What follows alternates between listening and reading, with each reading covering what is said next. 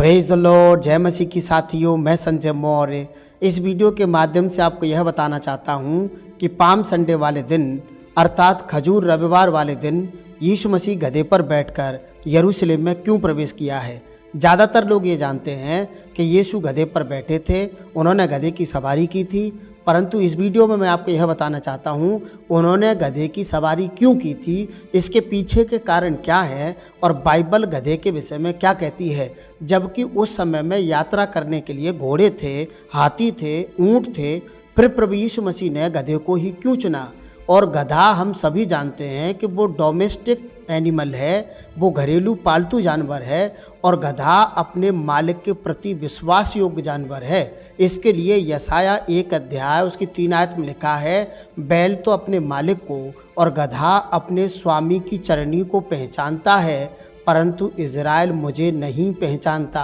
यहाँ कलाम कहता है, परमेश्वर कहते हैं कि मनुष्य मुझे नहीं पहचानता है, जबकि जानवर अपने स्वामी को जानते हैं। मनुष्य अपने पिता, अपने खुदा, अपने मालिक को नहीं पहचान रहा है, जबकि गधा जो अपने मालिक की चरनी को पहचानता है, बैल अपने मालिक को जानता है, मनुष्य मुझे नहीं पहचानता। इसका मतलब परमेश्वर कहते हैं कि गधा अपने मालिक के प्रति विश्वास योग्य रहता है, गधा अपने मालिक को पहचानता है। और मत्ती की पुस्तक 21 अध्याय 2 से 5 आयत मैं आपकी जानकारी के लिए पढ़ रहा हूँ। वहाँ लिखा है, अपने सामने के गाँव में जाओ, वहाँ पहुँचते ही एक गधी बंधी हुई और उसके साथ बच्चा तुम्हें मिलेगा, उन्हें खोलकर मेरे पास ले आओ। यदि तुमसे कोई कुछ कहे तो कहो कि प्रभु को इनका प्रयोजन है, तब वह तुरंत उन्हें भेज देगा। यह इसलिए हुआ कि जो वचन भविष्यवक्ता के द्वारा कहा गया था वह पूरा हो। सिय्योन की बेटी से कहो, देख तेरा राजा तेरे पास आता है, वह नम्र है और गधे पर बैठा है, वरन लादू के बच्चे पर। यहाँ यीशु ने अपने 2 शिष्यों को आज्ञा दी है कि वे सामने वाले गांव से गधी और उस बच्चे को ले आएं, क्योंकि वो उस पर बैठना चाहते थे। तो यहाँ लिखा है कि ये इसलिए हुआ क्योंकि भविष्यवक्ता ने इसके विषय में भविष्यवाणी की थी। पर मैं इस वीडियो में आपको ये बताना चाहता हूँ कि भविष्यवक्ता ने ये भविष्यवाणी क्यों की। उन्होंने ये भविष्यवाणी क्यों नहीं की कि वो हाथी पर बैठ के आएगा या वो घोड़े पर बैठ के आएगा। उन्होंने ये भविष्यवाणी क्यों की कि तेरा राजा, तेरा दूल्हा गधी के बच्चे पर बैठ करके आएगा। इसका मतलब यीशु को उनकी यात्रा करनी थी, ये क्लियर है। परंतु आगे लिखा है ये इसलिए हुआ कि भविष्यवक्ता ने जो कहा था, जो भविष्यवाणी की थी, वो भविष्यवाणी पूरी हो। यीशु मसीह जो भी अपनी लाइफ में किया है, यीशु मसीह के जन्म से लेकर मृत्यु तक उन्होंने जो भी कुछ किया है वो भविष्यवाणियों को पूरा करने के लिए किया है। यहाँ यीशु मसीह भविष्यवाणी को पूरा करने के लिए गधे पर बैठे। पर मेरा सवाल ये है कि वो भविष्यवक्ता ये भी भविष्यवाणी तो कर सकते थे कि तेरा दूल्हा गधे की बजाय हाथी पर बैठ के आएगा या घोड़े पर बैठ के आएगा। भविष्यवाणी ये क्यों की गई कि वो गधे पर ही बैठ करके आएगा। इसके लिए जकर्या 9 अध्याय 9 और 10 आयत में आपके लिए पढ़ रहा हूँ। यहाँ लिखा है, हे सिय्योन बहुत ही मगन हो, हे यरूशलेम जय जयकार कर, क्योंकि तेरा राजा तेरे पास आएगा, वह धर्मी और उद्धार पाया हुआ है, वह दीन है, वरन गधी के बच्चे पर चढ़ा हुआ आएगा। 10 आयत में लिखा है, मैं एफ्रेम के रथ और यरूशलेम के घोड़े नष्ट करूंगा और युद्ध के धनुष तोड़ डाले जाएंगे, और वह अन्य जातियों से शांति की बातें कहेगा। वह समुद्र से समुद्र तक और महानंद से पृथ्वी के दूर दूर के देशों तक प्रभुता करेगा। Praise the Lord. यहाँ ज़्यादातर प्रचारक लोग भविष्यवाणी को कनेक्ट करने के लिए जकर्या 9:9 पढ़वाते हैं, जहाँ लिखा है कि तेरा दूल्हा गधे पर वरन लादू के बच्चे पर बैठ के आ रहा है। परंतु ये आधी भविष्यवाणी है, पूरी भविष्यवाणी 10वीं आयत में है। और 10वीं आयत कहती है कि तेरा दूल्हा गधे पर इसलिए बैठ के आ रहा है क्योंकि गधा शांति का प्रतीक है। गधे का इस्तेमाल युद्ध में नहीं होता है, घोड़ों का इस्तेमाल युद्ध में होता है, हाथियों का इस्तेमाल युद्ध में होता है। और इसीलिए प्रभु यीशु मसीह ने अपनी सवारी करने के लिए हाथी को नहीं चुना, घोड़े को नहीं चुना। उन्होंने नम्र स्वभाव का या डोमेस्टिक एक जो जानवर है, एनिमल है, उसको प्रभु यीशु मसीह ने अपनी सवारी के लिए चुना है। और इसी भविष्यवाणी को कनेक्ट करने के लिए मैं आपके लिए पढ़ना चाहता हूँ मीका 4 अध्याय 3 और 4 आयत। यहाँ लिखा है, वह बहुत देशों के लोगों का न्याय करेगा और दूर दूर तक की सामर्थी जातियों के झगड़ों को मिटाएगा। इसलिए वे अपनी तलवारें पीट कर हल्के फाल और अपने भालों से हंसिया बनाएंगे।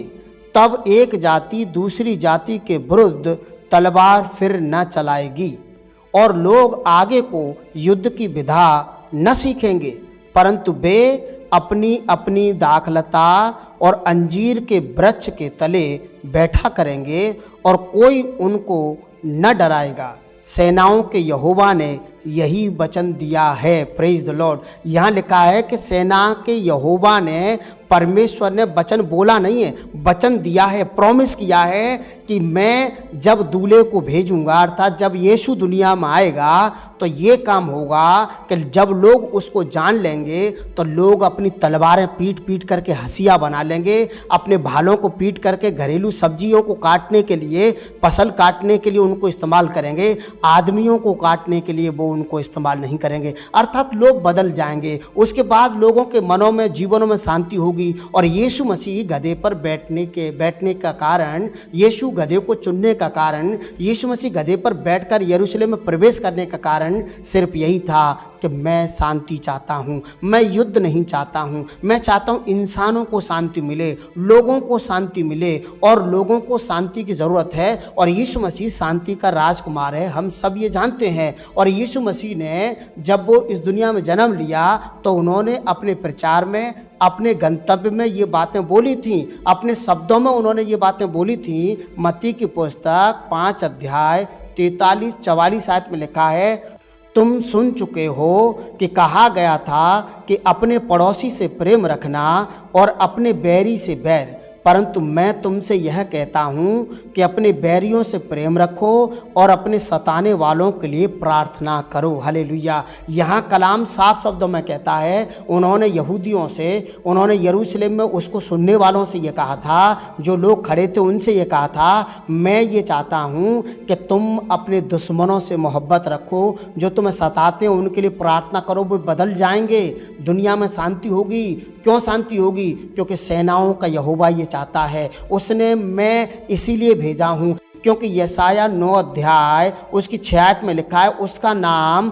अनंत काल का पिता और शांति का राजकुमार रखा जाएगा। मैं आपको बता चुका हूँ इस वीडियो में कि यीशु ने गधे का चुनाव सिर्फ इसलिए किया, वो ये संदेश देना चाहते थे कि मैं शांति चाहता हूँ, मैं युद्ध करके तुम्हें नहीं जीतना चाहता, युद्ध करके मैं तुम्हें आज़ाद नहीं करना चाहता। यदि मैं संसार में युद्ध करके तुम्हें आज़ाद करूँगा तो तुम शारीरिक रीति से, सांसारिक रीति से आज़ाद हो जाओगे, तुम भौतिक रीति से आज़ाद हो जाओगे, परंतु तुम्हारी आत्मा आज़ाद नहीं होगी। तुम्हारी आत्मा पे जो शैतान का कब्जा है, जो बुरी बातों का कब्जा है, उस गुलामी से तुम आज़ाद नहीं हो पाओगे। खून बहाने से, यदि तलवार चलाने से तुम्हें आज़ादी मिली तो तुम्हें पृथ्वी वाली आज़ादी मिलेगी, सांसारिक आज़ादी मिलेगी, और मैं तुम्हें पूरी आज़ादी देना चाहता हूँ। और यीशु के विषय में लिखा है, भविष्यवाणी में लिखा है यशाया 9 अध्याय 6 आयत में कि वो शांति का राजकुमार है, वो शांति चाहता है मेरे प्रियो। और लास्ट आयत में एक आयत पढ़ने से पहले मैं आपसे आग्रह करना चाहता हूं,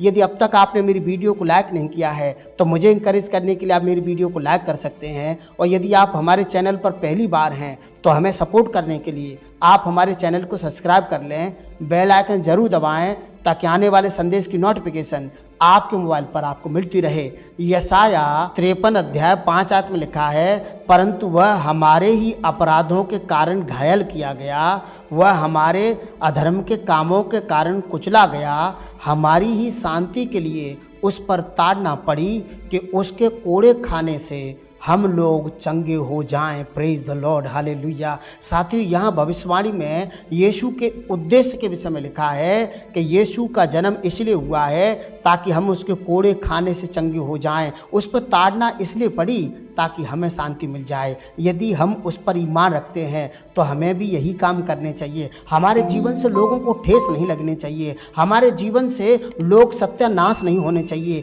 हमारे जीवन से लोगों का लॉस नहीं होना चाहिए, हमारे जीवन से से लोगों को प्रॉफिट होना चाहिए, हमारे जीवन से लोग आशीषित होने चाहिए, हमारे जीवन से लोगों को शांति और उद्धार मिलना चाहिए। मसीह लोगों का जीवन यही है। और मसीह जब इस दुनिया में आया तो उसने क्या किया, हमें आज़ादी देने के लिए खुद गुलाम हो गया, हमें छुटकारा देने के लिए खुद बंदी हो गया, हमें जीवित रखने के लिए खुद मर गया, हमें शांति देने के लिए उसने ताड़ना सह ली, हमें चंगाई देने के लिए खुद घायल हो गया। मसीह लोगों का जीवन ऐसा ही होना चाहिए। मैं इस पाम संडे पर आपसे ये कहना चाहता हूँ, आप मसीह के जीवन को जी करके देखिए, आपका जीवन लोगों के लिए धन्य हो जाएगा, आपका जीवन लोगों के लिए ब्लेसेड हो जाएगा। आप अपने जीवन के द्वारा लोगों को उद्धार की बातें करिए, लोगों को शिफा करने की बातें करिए, लोगों के जीवन में शांति मिलने की बातें करिए।